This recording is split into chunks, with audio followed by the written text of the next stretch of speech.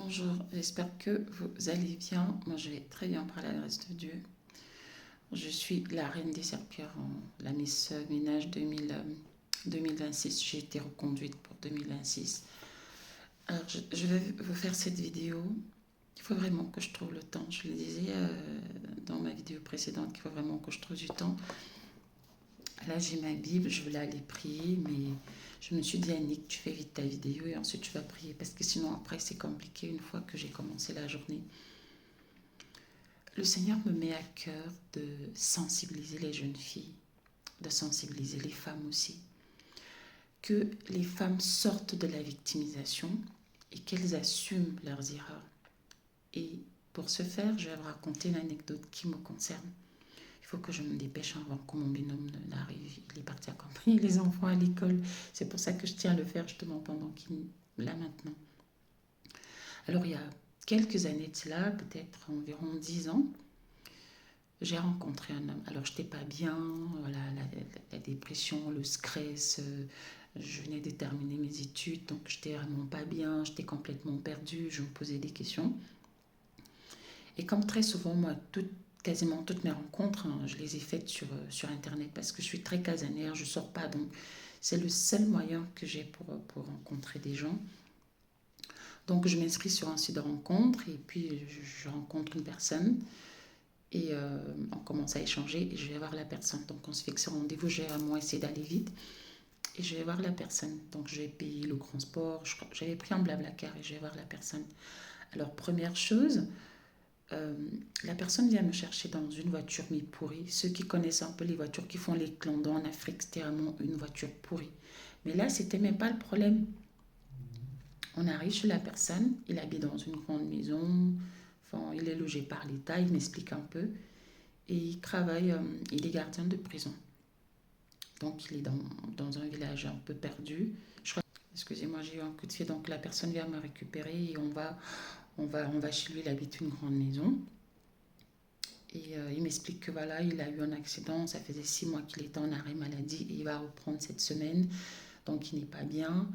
Et il va vouloir qu'on fasse des trucs et bien évidemment, moi je vais refuser. Et là, la personne va se mettre à m'insulter copieusement. Mais quand je dis insulter copieusement, ce n'est pas de la rigolade, mais toutes les injures que vous pouvez imaginer. Je suis paniquée, je commence à me dire, mais Annie, qu'est-ce que tu fais ici? Si cette personne s'en prend à toi maintenant, on ne sait même pas où tu es, parce qu'effectivement, il faut savoir que quand les femmes vont à ce genre de rendez-vous, elles ne disent pas souvent au revoir. Personne de ma famille ne savait où j'étais. Vous imaginez un peu le risque, vous imaginez les responsabilités, et je parle des choses, je devais avoir 27 ans, 27 ans et demi. Donc je n'étais plus, on ne va pas dire que je n'étais plus une gamine non plus, à 27 ans quand même, on sait ce qu'on fait. On connaît déjà le bien, la notion du bien et du mal, la notion du danger, de la prise de risque, etc. Donc je suis paniquée, je me dis Seigneur, s'il s'en prend en moi, s'il venait à, voilà, à vouloir abuser de moi, etc. Ou même ça dégénère, il peut. Et le gars, il est grand de taille, il fait plus d'1,98 m, il fait plus de 100, il avoisine 150 kilos en termes de masse.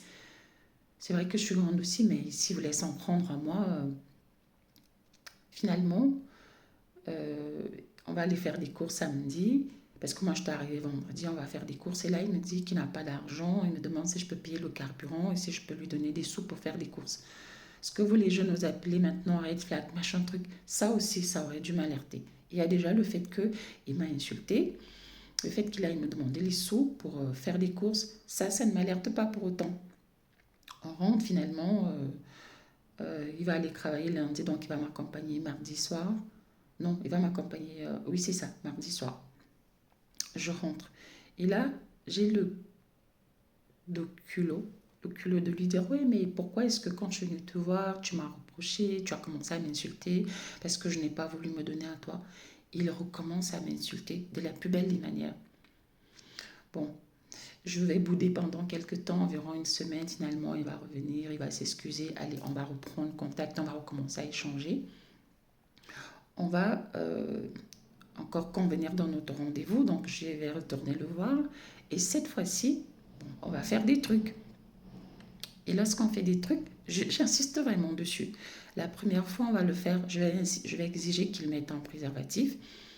Donc, il va mettre le préservatif. Et le lendemain, je crois que j'avais passé, je crois, une semaine chez lui. Donc, la deuxième fois, on l'a fait 2 fois. La deuxième fois, je lui demande, bon, la deuxième fois, il ne va pas mettre de préservatif et ça ne va pas me déranger. J'insiste pour voir le fonctionnement de plusieurs femmes. C'est vraiment important de le dire.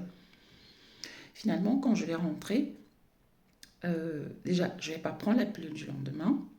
Ou aussi, je crois que j'avais pris la pilule. Si, j'avais pris la pilule du lendemain quand même. Si, j'avais pris la pilule du lendemain. Je vais faire le montage, je me suis souvenu d'un détail. En fait, j'avais pris la pilule du lendemain. Et donc, je lui dis, est-ce qu'il y a une pharmacie dans les environs? Il faut que j'aille prendre une pilule du lendemain.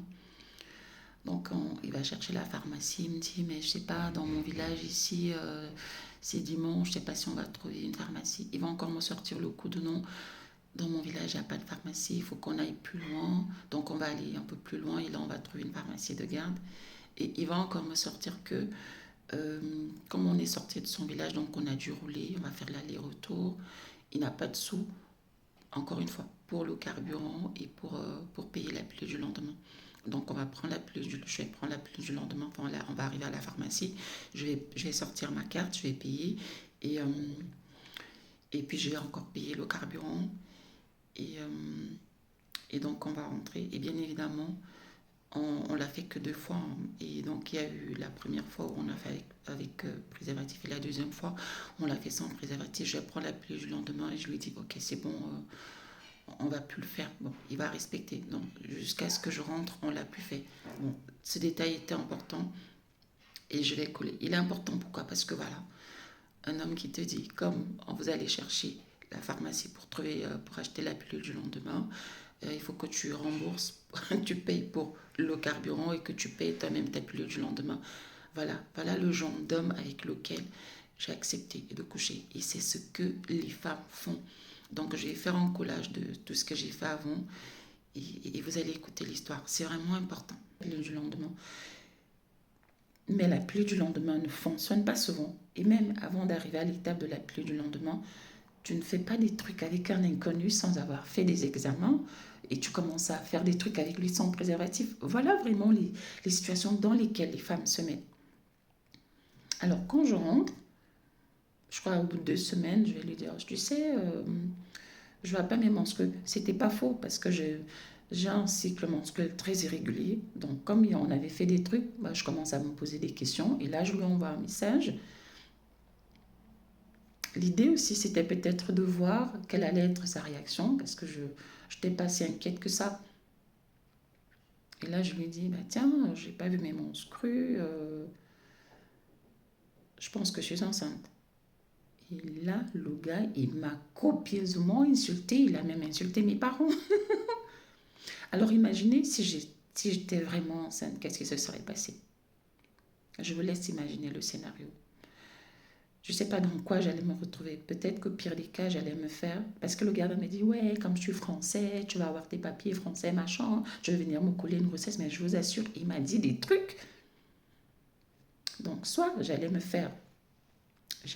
faire une interruption volontaire de grossesse. Et donc, je ne vous dis pas les chromas plus tard, parce qu'il faut savoir que toutes les femmes qui font cette histoire, après, elles en souffrent terriblement. On n'en parle pas. Moi, je l'ai fait. Malheureusement, parce que c'était une question de vie ou de mort pour moi, pour mon bébé, donc c'était pour des raisons médicales. Mais jusqu'à présent, je pleure mon bébé. Donc, je n'ose pas imaginer pour celles qui le font 1, 2, 3, 4 fois, voilà, parce qu'elles ne veulent pas qu'on... Bref, pour de très mauvaises raisons. J'y reviendrai certainement une autre fois. Je ne veux pas que ma vidéo soit trop longue. Voilà dans la situation où peut-être que j'allais garder le bébé. Vous imaginez une femme qui conçoit dans ces conditions-là et qui garde cet enfant, elle est traumatisée. L'enfant même n'est pas bien et vous allez voir que plus tard, c'est des femmes toxiques, c'est des mamans toxiques. On ne sait pas d'où ça vient de très loin. Ça a commencé avec la manière dont l'enfant a été conçu, comment machin, l'enfant qui n'a pas été voulu, désiré par le père et même par la mère, mais elle a dû le garder parce qu'elle va vous sortir des trucs de moi j'ai des valeurs. Quand on a des valeurs, on ne va pas faire ce que j'ai fait, ce que je viens de vous raconter. Et c'est la situation dans laquelle de nombreuses femmes se mettent. C'est-à-dire que tu vois des signes, parce que Dieu a fait grâce aux femmes, c'est que Nous savons voir des choses, nous savons ressentir des choses. Tu vas pas voir un homme et commencer à t'insulter parce que tu te refuses à lui et tu reprends tes deux pieds, tu y retournes. On ne fait pas ça, mais moi je l'ai fait. Et je suis certaine que si j'étais tombée enceinte, ce que j'allais faire, c'est que j'allais commencer à dire les hommes sont des salauds, les hommes sont des si. Non, c'est nous qui laissions que les hommes nous traitent comme ça. Parce que c'est moi qui ai ouvert la porte une fois. On va dire, ok, que la première fois, je ne savais pas qu'il était comme ça. Mais ça ne m'a pas empêché de repartir la deuxième fois et même de faire des trucs avec lui. Donc, vous, les jeunes filles, lorsque je vous donne des conseils en vous disant, préservez-vous. Lorsque je vous dis, préservez-vous jusqu'au mariage, préparez-vous, allez vous faire suivre, allez vous faire soigner, lisez, suivez des formations, allez chercher l'argent, comme on dit, c'est pour votre bien.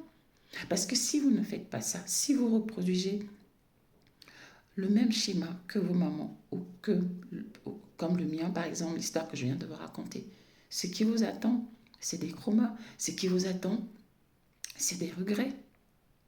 Je tenais vraiment à vous raconter cette petite histoire. Elle m'est revenue tout à l'heure, je sais pas, le matin, pendant que j'étais en train d'apprêter mes enfants pour l'école. Préservez-vous. Moi, j'ai eu beaucoup de grâce. Je suis sortie de cette histoire, bien évidemment, je l'ai bloquée. Je me suis dit, non, là, c'est bon.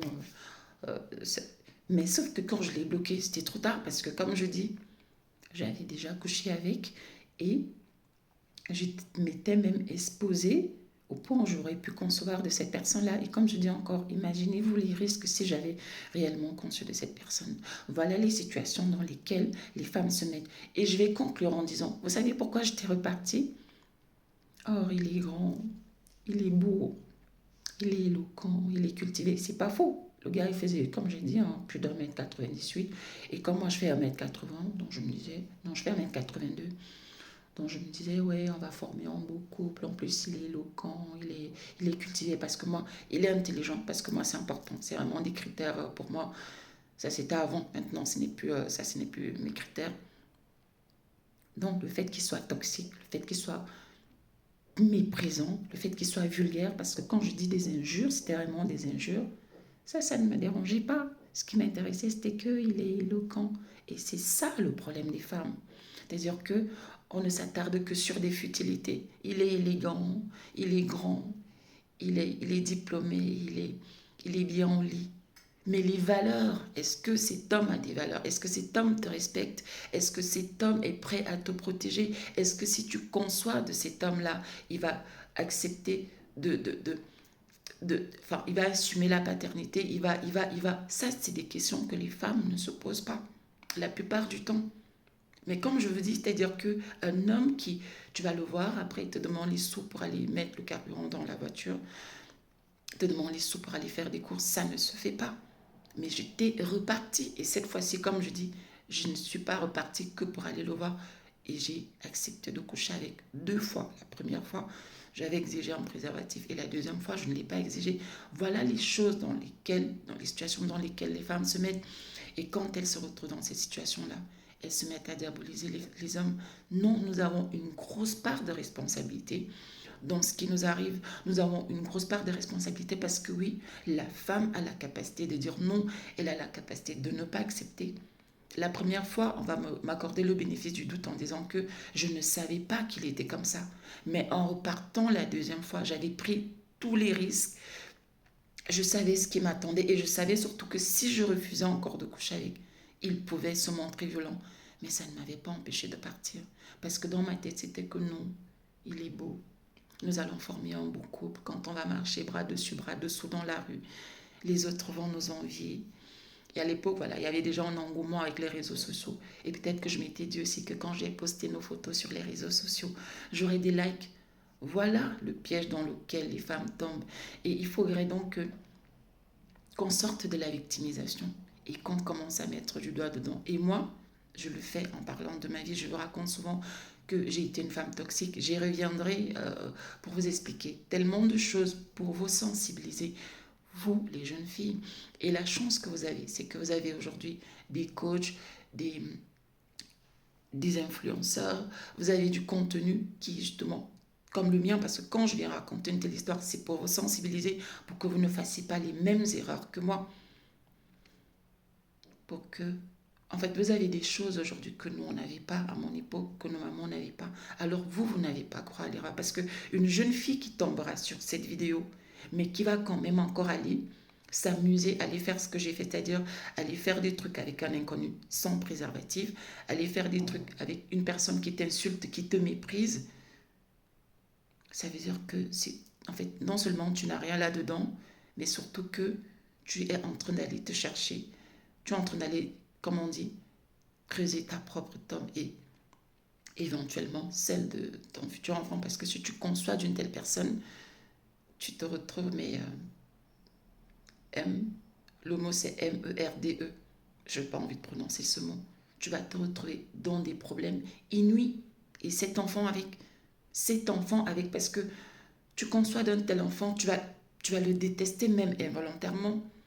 Tu vas le détester parce que Dieu a bien fait les choses. Une femme n'est pas censée concevoir dans ces conditions. Une femme n'est pas censée concevoir d'un inconnu. Et comme je dis encore une fois de plus, c'est l'erreur que nous commettons.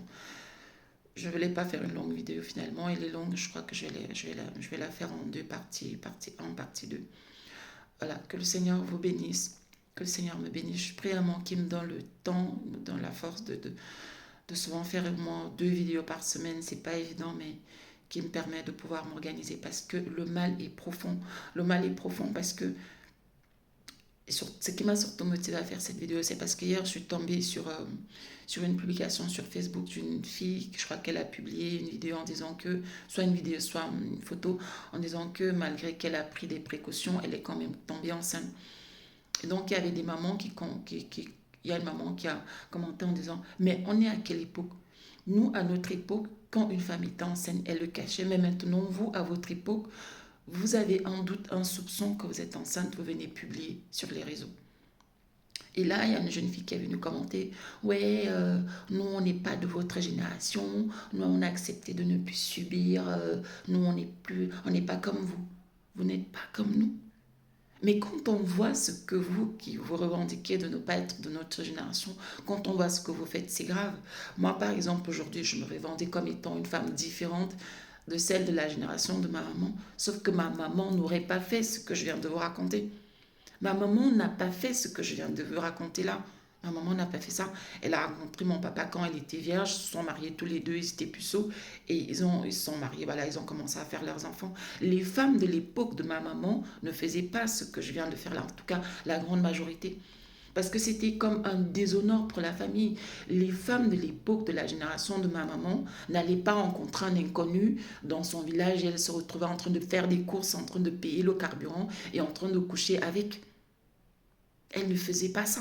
Donc nous qui nous disons aujourd'hui, qui nous revendiquons d'être des femmes évoluées, d'être des femmes émancipées, quand on voit ce que nous faisons, c'est la catastrophe. C'est la catastrophe. Donc vous les jeunes filles là, en tout cas j'y reviendrai, que le Seigneur vous bénisse, que le Seigneur me bénisse et à très prochainement pour une nouvelle vidéo. Tchuss.